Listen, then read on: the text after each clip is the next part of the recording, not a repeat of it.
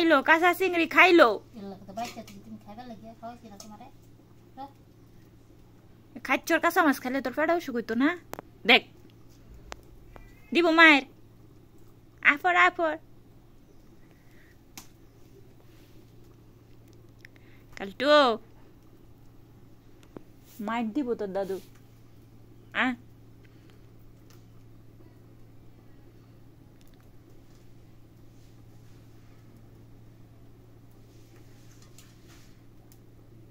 আবার গেল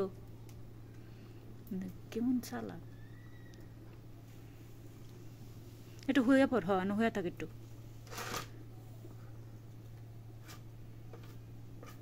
ওমা মুসুর পারে দাও ওই মাছের গুড়াই যাইব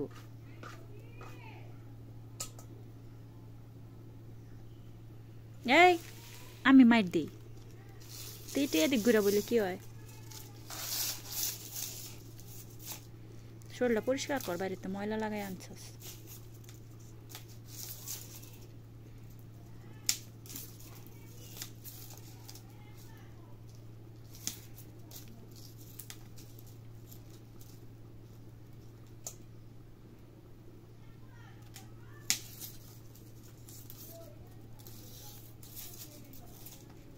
ওই ভদ্রভাবে কতক্ষণ বই থেকে মাছ খাবার গেল